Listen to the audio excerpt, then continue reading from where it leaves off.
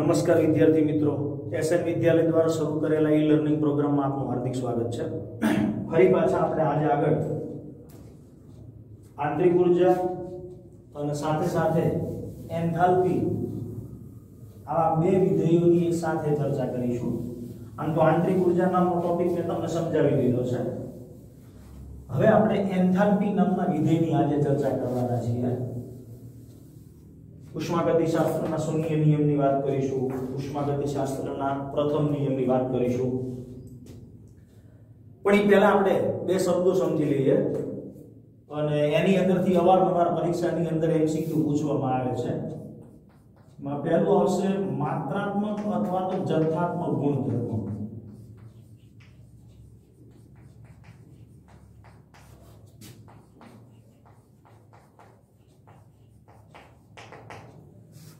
तो प्रणालीना एवा કેટલાક ગુણધર્મો છે જે પ્રણાલીના જથ્થા ઉપર આધાર રાખે છે। પ્રણાલીના કેટલાક એવા ગુણધર્મો છે જે પ્રણાલીમાં રહેલા જથ્થા ઉપર આધાર રાખે અને જથ્થા ઉપર આધાર રાખતા હોય એવા પ્રણાલીના જે ગુણધર્મો છે એને માત્રાત્મક અથવા તો જથ્થાત્મક ગુણધર્મો તરીકે ઓળખવામાં આવે। હવે એની અંદર કોનો સમાવેશ થાય? તો આવા કેટલાક પ્રણાલીના ગુણધર્મો છે જે ई प्रणालीना जत्था ऊपर आधार राखे छे, जेनी एक नोंध तमारे बनाववानी छे। दाखला तरीके दळ अथवा द्रव्यनो जत्थो, तो दळ ई प्रणालीना जत्था ऊपर आधार राखे। जत्थो बदलाय एम दळનું મૂલ્ય પણ બદલાય। એવી જ રીતે કદ, જથ્થો બદલાય એમ કદનું મૂલ્ય પણ બદલાય। તો આવા કેટલા ગુણધર્મો છે जे प्रणाली में रहेला द्रव्यना अथवा तो प्रणालीना जत्था ऊपर आधार राखे छे। तो दळ छे, कद छे, सर्जन उष्मा छे, एंट्रोपी छे, आ सिवाय मुक्त ऊर्जा छे, उत्कलन बिंदु में थतो વધારો छे।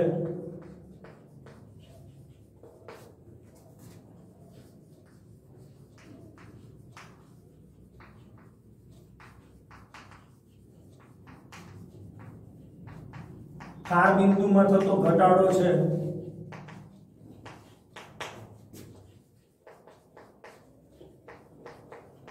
उष्मा क्षमता छे।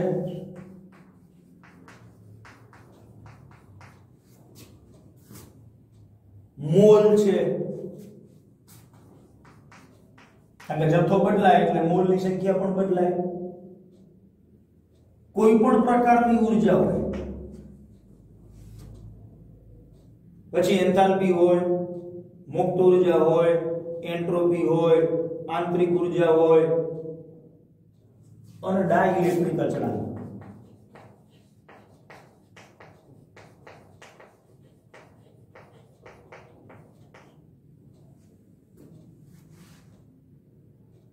तो આ જે બધા ગુણધર્મો છે પ્રણાલીના, એ પ્રણાલીના જથ્થા ઉપર આધાર રાખે છે અને એટલે આ ગુણધર્મને આપણે માત્રાત્મક અથવા તો જથ્થાત્મક ગુણધર્મ તરીકે ઓળખીએ છીએ। બીજો એક શબ્દ આવશે વિશિષ્ટ ગુણધર્મો।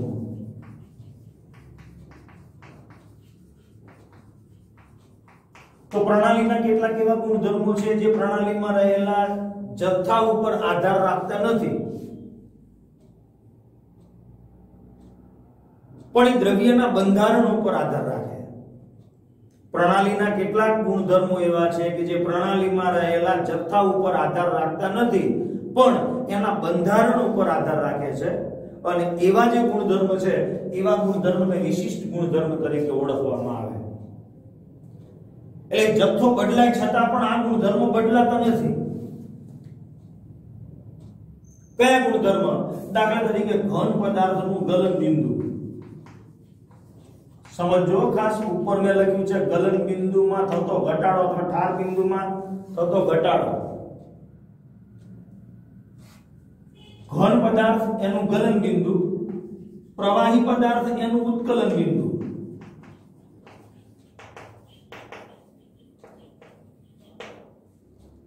પાણી થોડું હોય કે વધારે એનું ઉત્કલન બિંદુ તો ફિક્સ જ છે। કેટલું? તો કે 100 અંશ સેલ્સિયસ। ઘન પદાર્થ દાખલા તરીકે બરફ નાનો ટુકડો હોય કે મોટો ટુકડો એનું ગલન બિંદુ તો ફિક્સ જ છે કેટલું 0 સેલ્સિયસ એને જથ્થા સાથે કઈ લેવા દેવા નથી હા ઈ પદાર્થના બંધારણ ઉપર આધાર રાખે કોઈ બરફ હોય તો એનું ગલન બિંદુ 0 પણ અન્ય ઘન પદાર્થ હોય તો એનું ગલન બિંદુ અલગ હોઈ શકે આ સિવાય તાપમાન દબાણ ઘનતા તો ઘનતા એટલે દળના છેદમાં કદ હવે દળ ઈ માત્રાત્મક ગુણધર્મ કદ ઈ પણ માત્રાત્મક ગુણધર્મ જે જથ્થા ઉપર આધાર રાખે અને આની બે જથ્થાઓ ઉપર આધાર રાખતી રાશિઓનો ગુણોત્તરથી જે નવી રાશિ મળે ઈ હંમેશા વિશિષ્ટ ગુણધર્મમાં આવે બે માત્રાત્મક હોય એની બે માત્રાત્મકતાનો ગુણોત્તર કરો એટલે જે આપણને રાશિ મળે એ વિશિષ્ટ ગુણધર્મમાં આવે આ વસ્તુ તમારે યાદ રાખવાની બીજું આવશે વહનશીલતા કોઈ પણ પ્રકારની સાંદ્રતા હોય મોલારિટી હોય નોર્માલિટી હોય મોલાલિટી હોય મોલ અંશ હોય આ બધી જ સાંદ્રતાઓ જે છે એ આ વિશિષ્ટ ગુણધર્મમાં આવે વિશિષ્ટ ઉષ્મા ક્ષમતા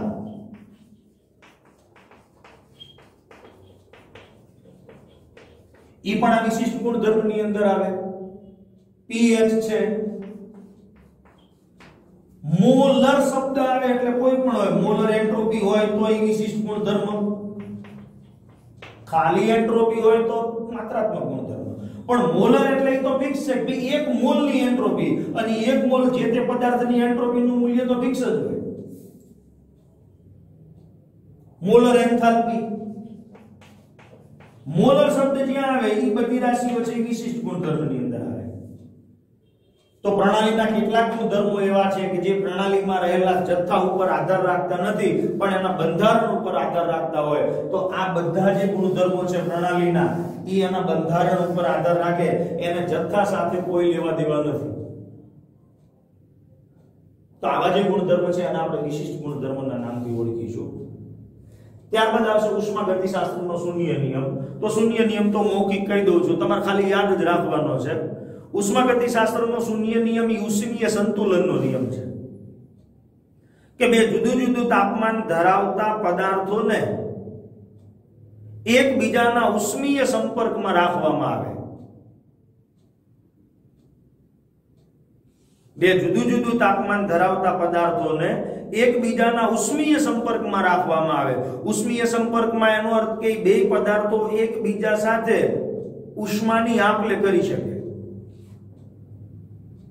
તો આ બે જુદું જુદું તાપમાન ધરાવતા પદાર્થોને એકબીજાના ઉષ્મીય સંપર્કમાં રાખવામાં આવે ત્યારે વધુ તાપમાન ધરાવતા પદાર્થથી ઓછું તાપમાન ધરાવતા પદાર્થ તરફ ઉષ્માનું વહન થાય અને જ્યારે આ બંને પદાર્થોના તાપમાન સમાન થઈ જાય ત્યારે ઉષ્માનું વહન અટકી જાય જો કે ખરેખર અટકતું નથી ઉષ્માનું વહન તો ચાલુ જ હોય છે પણ હવે આપણે એ ફેરફાર નોંધી શકતા નથી કારણ કે બેના તાપમાન એક સમાન થઈ જાય પછી સંતુલનની પ્રક્રિયા આવી જાય છે તો બે જુદું જુદું તાપમાન ધરાવતા પદાર્થો એમને એકબીજાના ઉષ્મીય સંપર્કમાં રાખવામાં આવે તો વધુ તાપમાન ધરાવતા પદાર્થથી ઓછું તાપમાન ધરાવતા પદાર્થ તરફ ઉષ્માનું વહન થાય અને જ્યારે બંને પદાર્થોના તાપમાન સમાન થઈ જાય ત્યારે ઉષ્માનું વહન અટકી જાય છે વાસ્તવમાં અટકતું નથી ઉષ્માનું વહન તો ચાલુ જ હોય પણ બે દિશે બે બાજુ ઉષ્માનું વહનનો જે ફેરફાર છે એ સમાન છે અને આવી જે સ્થિતિ છે એને ઉષ્મીય સંતુલનની સ્થિતિ કહે છે અને એને આપણે ઉષ્માગતિશાસ્ત્રના શૂન્ય નિયમ તરીકે ઓળખીએ છીએ એના પછી આવશે ઉષ્માગતિશાસ્ત્રનો પ્રથમ નિયમ તો ઉષ્માગતિશાસ્ત્રનો પ્રથમ નિયમ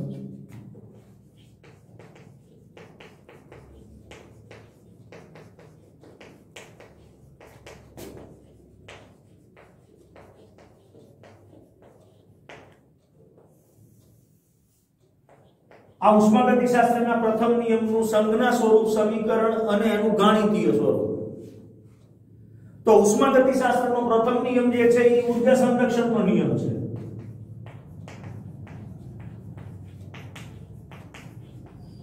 ઉષ્માગતિશાસ્ત્રનો પ્રથમ નિયમ એ ઊર્જા સંરક્ષણનો નિયમ છે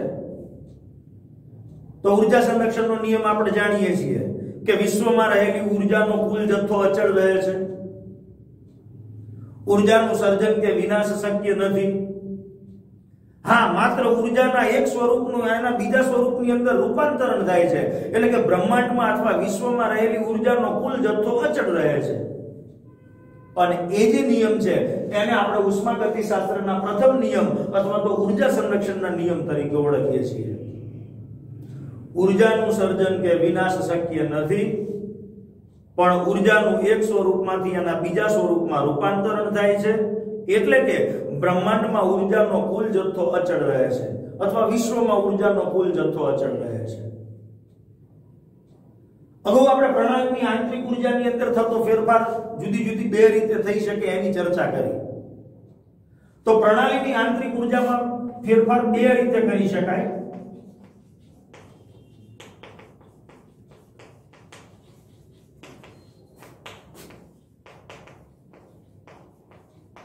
એક, પ્રણાલીની અંદર ઉષ્મા ઉમેરીને કે પ્રણાલીમાંથી ઉષ્મા દૂર કરીને અથવા પ્રણાલી ઉપર કાર્ય કરવાથી અથવા તો પ્રણાલી દ્વારા કાર્ય થવાથી ઉષ્મા ઉમેરીને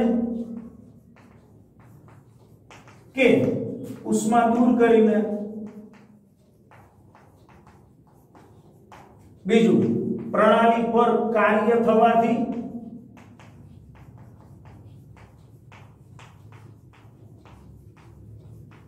કે પ્રણાલી દ્વારા કાર્ય થવાથી.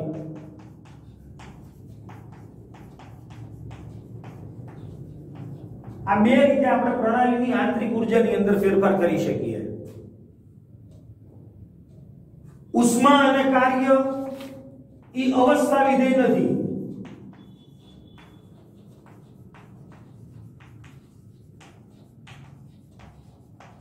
કારણ કે કાર્ય કેવી રીતે કરવામાં આવે છે અથવા તો ઉષ્મા કેવી રીતે એ પ્રણાલી મેળવે છે કે ગુમાવે છે એના પદ સાથે એનો સંબંધ છે. એટલે એનો અર્થ કે ઉષ્મા અને કાર્ય એ અવસ્થા વિધેય નથી, પણ આંતરિક ઊર્જા એ અવસ્થા વિધેય છે. દાખલા તરીકે આપણી પાસે કોઈ સંતુલનની એક પ્રણાલી છે,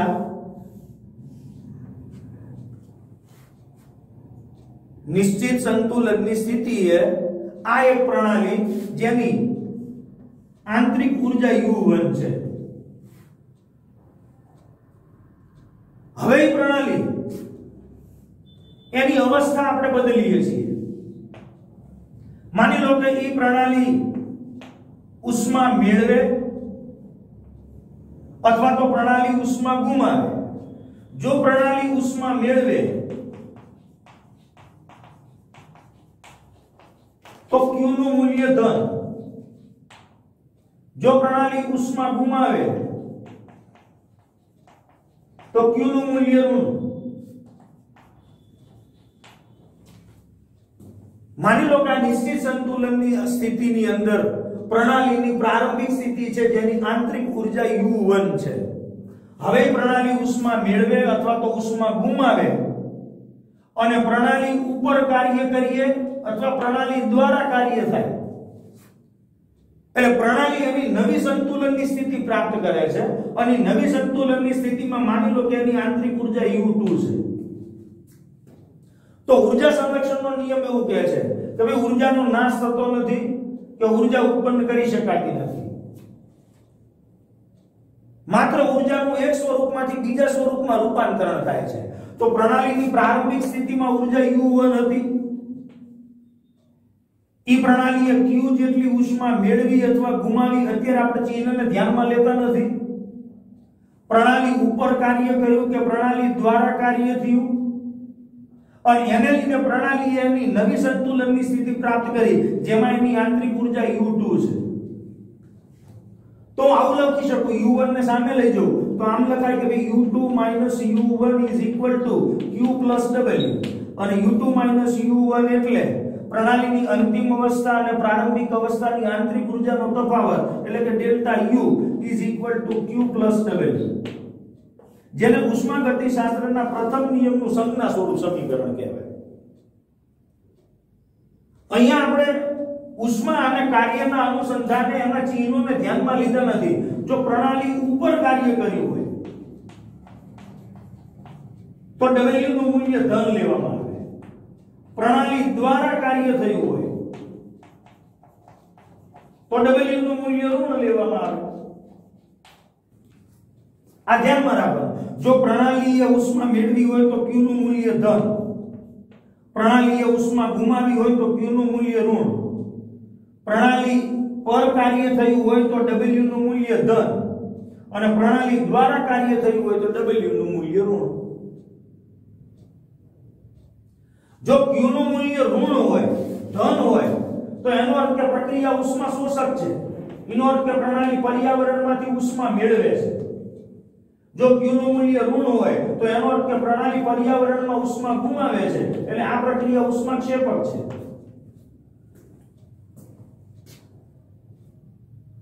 પણ માની લો કે પ્રણાલીની અંદર ઊર્જાનો ફેરફાર આપણે કરતા જ ન હોય, એટલે કે પ્રણાલી ઉષ્મા મેળવતી નથી, ઉષ્મા ગુમાવતી નથી, એનો અર્થ કે Q0. જો પ્રણાલી ઉપર કાર્ય થતું ન હોય અથવા તો પ્રણાલી દ્વારા કાર્ય થતું ન હોય તો W = 0. તો એવા સંજોગોમાં પ્રણાલીની આંતરિક ઊર્જાનો ફેરફાર = 0 કહી શકાય. એટલે કે જો પ્રક્રિયા દરમિયાન પ્રણાલીની આંતરિક ઊર્જા અચળ રહેતી હોય તો આંતરિક ઊર્જા અચળ એટલે ડેલ્ટા U0. તો હું આવું લખી શકું કે ડેલ્ટા U0 = Q + W. એનો અર્થ કે Q = -W. એટલે પ્રણાલી જેટલી ઉષ્મા મેળવશે એટલી પ્રણાલી દ્વારા કાર્ય કરવામાં વપરાઈ જશે. પ્રણાલીએ શોષેલી ઉષ્મા એ પ્રણાલી દ્વારા કાર્ય કરવામાં વપરાઈ જાય અને એ વખતે આંતરિક ઊર્જાનો ફેરફાર ડેલ્ટા U નું મૂલ્ય શૂન્ય થાય. તો Q અને W એ અવસ્થા વિધેય નથી, પણ એ Q અને W ઉપરથી મળતી રાશિ ડેલ્ટા U, Q + W એટલે Q + W એટલે તો ડેલ્ટા U. એનો અર્થ કે આ અવસ્થા વિધેય છે, ડેલ્ટા U પણ અવસ્થા વિધેય છે. માત્ર ખાલી Q લખ્યું હોય તો અવસ્થા વિધેય નથી, W લખ્યું હોય તો અવસ્થા વિધેય નથી, પણ Q + W એટલે તો ડેલ્ટા U થયું અને ડેલ્ટા U એટલે તો આંતરિક ઊર્જાનો ફેરફાર અને આંતરિક ઊર્જા એ તો અવસ્થા વિધેય છે. તો આજે આપણને સમીકરણ મળે છે ડેલ્ટા U = Q + W, જેને ઉષ્માગતિશાસ્ત્રના પ્રથમ નિયમનું ગાણિતીય સ્વરૂપ તરીકે ઓળખવામાં આવે, જ્યાં આપણે સંજ્ઞાઓને ધ્યાનમાં લીધેલી નથી. જો પ્રણાલી ઉષ્મા મેળવે તો Q નું મૂલ્ય ધન, પ્રણાલી ઉષ્મા પર્યાવરણમાં ગુમાવે તો Q નું મૂલ્ય ઋણ, પ્રણાલી પર કાર્ય થાય તો W નું મૂલ્ય ધન, પ્રણાલી દ્વારા કાર્ય થાય તો W નું મૂલ્ય ઋણ. અને ઈ ચિહ્નોને આપણે અહીંયા ધ્યાનમાં લેવા પડે. તો એના ઉપરથી આપણે ઉષ્માગતિશાસ્ત્રના પ્રથમ નિયમનું ગાણિતીય સ્વરૂપ ડેલ્ટા U = Q + W લખી શકીએ. પણ W એટલે કાર્ય. તો કાર્ય એ દબાણ અને કદના ગુણનફળથી મળતી રાશિ છે. W = P × delta V. તો આનો ઉપયોગ આપણે એન્થાલ્પી અને ઉષ્માગતિશાસ્ત્રના પ્રથમ નિયમની અંદર કરવાનો છે. તો હવેનો આપણો જે ટોપિક છે એ છે એન્થાલ્પી અને ઉષ્માગતિશાસ્ત્રનો પ્રથમ નિયમ.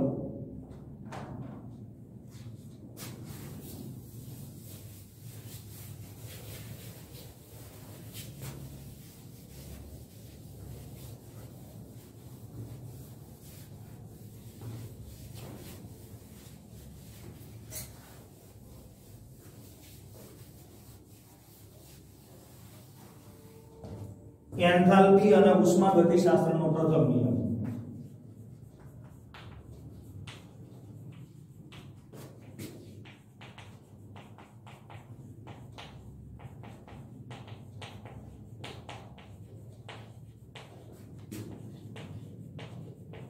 તો એન્થાલ્પી ઈ પણ એક પ્રકારનું નવો અવસ્થા વિધેય છે.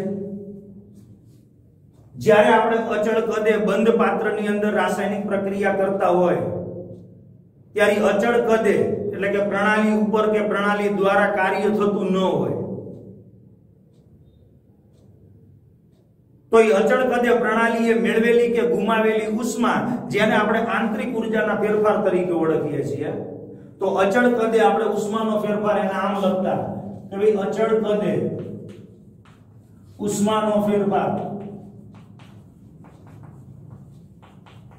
અચળ કદ એટલે આપણે એને નામ આપ્યું હતું QV અને એટલે લગતા આંતરિક ઊર્જાનો ફેરફાર ડેલ્ટા U. પણ અચળ કદે એટલે બંધ પાત્રની અંદર થતી હોય એવી રાસાયણિક પ્રક્રિયાઓમાં પ્રણાલીએ મેળવેલી કે ગુમાવેલી ઉષ્મા એટલે એનો આંતરિક ઊર્જાનો ફેરફાર કહી શકાય. પણ મોટા ભાગની રાસાયણિક પ્રક્રિયાઓ આપણે ખુલ્લા પાત્રની અંદર કરીએ છીએ. તો જ્યારે રાસાયણિક પ્રક્રિયા ખુલ્લા પાત્રમાં કરવામાં આવે અને ખુલ્લા પાત્રમાં એટલે એના ઉપર પર્યાવરણ અથવા તો વાતાવરણનું જે દબાણ છે એ દબાણ અચળ હોય, એટલે કે અચળ દબાણે કરવામાં આવે. કારણ કે મોટાભાગની રાસાયણિક પ્રક્રિયાઓ ખુલ્લા પાત્રની અંદર અને ખુલ્લા પાત્રમાં એટલે વાતાવરણના અચળ દબાણે થતી હોય. અને એ પરિસ્થિતિમાં એક નવું અવસ્થા વિધેય વ્યાખ્યાયિત કરવાની જરૂર પડે અને એ નવું અવસ્થા વિધેય જેને આપણે પ્રણાલીની એન્થાલ્પી તરીકે ઓળખીએ છીએ. તો એન્થાલ્પી નું સૂત્ર છે કે એન્થાલ્પી એટલે પ્રણાલીની આંતરિક ઊર્જા અને દબાણ અને કદના ગુણનફળથી મળતી રાશિ, આ બેયનો બેઝિક સરવાળો એટલે પ્રણાલીની એન્થાલ્પી. તો ઉષ્માગતિશાસ્ત્રના પ્રથમ નિયમ ઉપરથી તો આપણે સૂત્ર જાણીએ છીએ કે ભાઈ ડેલ્ટા U = Q + W.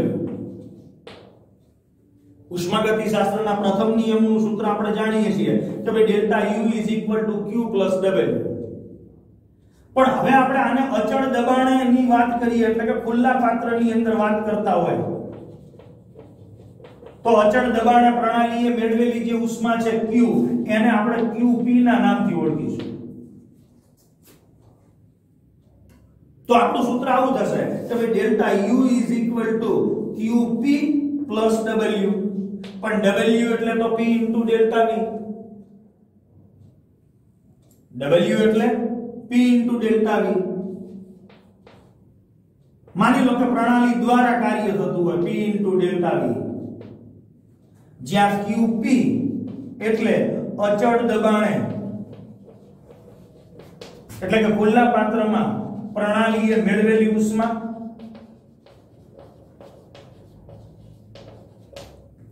અને P ડેલ્ટા V એટલે કે પ્રણાલી દ્વારા થતું કાર્ય. પ્રણાલી દ્વારા થયેલું કાર્ય.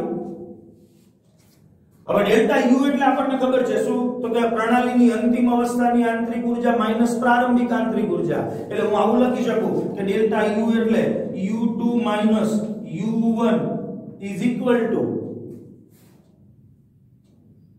ડેલ્ટા U એટલે U2 - U1. હવે આ QP minus P * delta V.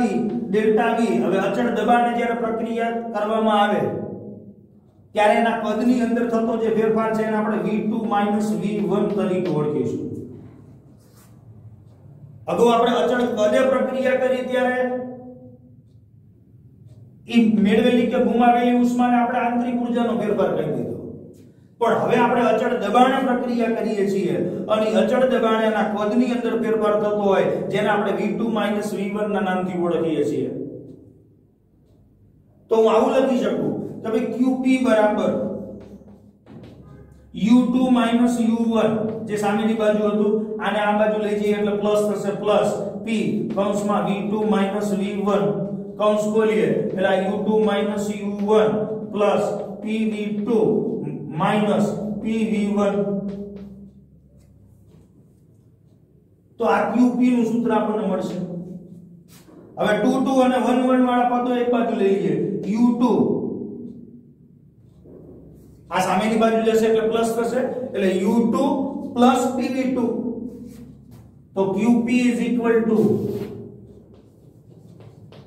U2 plus PV2 એટલે અંતિમ અવસ્થાની આંતરિક ઊર્જા, અંતિમ અવસ્થા એ પ્રણાલીનું કદ, પ્રક્રિયા તો આપણે અચળ દબાણે કહીએ છીએ, પ્લસ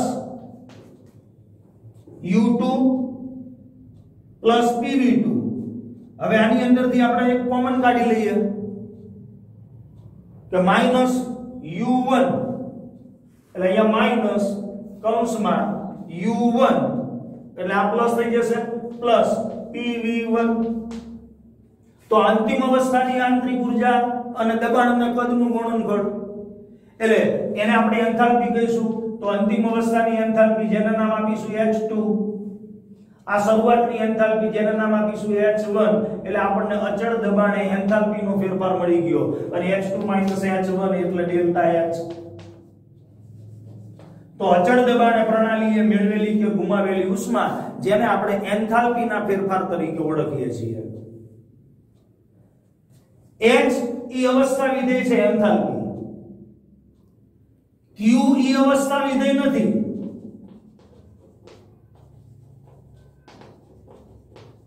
h ઈ અવસ્થા વિધેય છે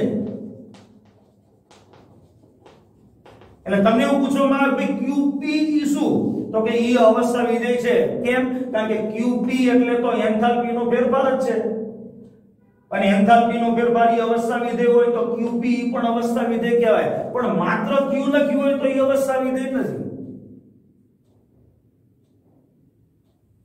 q ઈ પથ વિધેય છે જ્યારે એન્થાલ્પી ઈ અવસ્થા વિધેય છે તો અચળ દબાણે નિશ્ચિત ફેરફાર માટે આપણે આવું લખી શકીએ કે ભાઈ અચળ દબાણે h u pv અચળ દબાણે એન્થાલ્પીનો ફેરફાર શું તો કે h u pv પણ આંતરિક ઊર્જાનું નિરપેક્ષ મૂલ્ય નથી મળતું એટલે એન્થાલ્પીનું પણ નિરપેક્ષ મૂલ્ય ના મળે એટલે અહીંયા આપણે અચળ દબાણનો ફેરફાર માપીશું એટલે તો આવું લખાય કે delta h delta u delta p v પણ ડેલ્ટા u તો આપણને ખબર છે હવે પહેલા કૌંસ ખોલી નાખીએ delta h delta u p delta v v delta p પણ અચળ દબાણ પ્રક્રિયા કરીએ છીએ એટલે ડેલ્ટા p તો 0 એટલે આ પદ આખું 0 એટલે આવું લખાય delta h delta u p delta v હવે આપણે આંતરિક ઊર્જાનો ફેરફાર ડેલ્ટા u નું મૂલ્ય આપણે જાણીએ છીએ શું તો કે delta u qp p delta v તો ડેલ્ટા u એટલે qp p delta v p delta v એટલે આ તો કેન્સલ થઈ જાય એનો અર્થ કે પ્રણાલીએ અચળ દબાણે મેળવેલી ઉષ્મા એટલે એનો એન્થાલ્પીનો ફેરફાર તો જ્યારે પ્રક્રિયાઓ ઉષ્મા શોષક હોય તો ઉષ્મા શોષક પ્રક્રિયા માટે ડેલ્ટા h નું મૂલ્ય ધન આવે જ્યારે ઉષ્મા ક્ષેપક પ્રક્રિયા માટે ડેલ્ટા h નું મૂલ્ય ઋણ આવે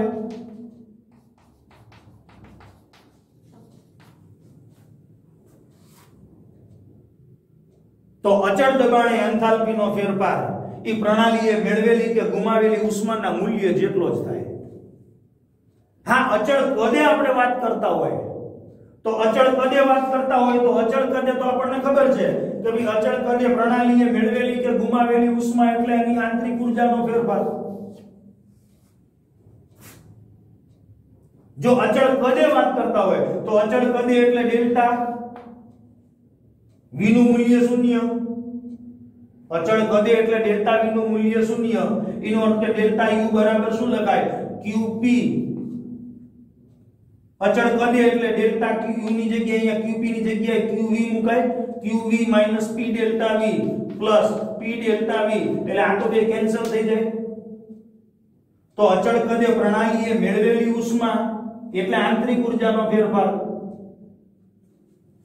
તો જ્યારે આપણે અચળ કદે વાત કરતા હોય ત્યારે અચળ કદે એન્થાલ્પીનો ફેરફાર અને આંતરિક ઊર્જાનો ફેરફાર બે સમાન હોય અચળ કદે કહીએ એટલે ડેલ્ટા v0 તો જેટલો એન્થાલ્પીનો ફેરફાર એટલો જ આંતરિક ઊર્જાનો ફેરફાર અને અચળ કદે એટલે qv તો અચળ કદે delta h delta u qv આવું આપણે લખી શકીએ તો અહીંયા ઉષ્માગતિશાસ્ત્રનો પ્રથમ નિયમ અને એન્થાલ્પી નામના ટોપિકની વાત પણ આપણે અહીંયા પૂરી કરીએ છીએ બાકીની જે ચર્ચા છે એની આગળના વિડિયોમાં આપણે રજૂઆત કરીશું નમસ્કાર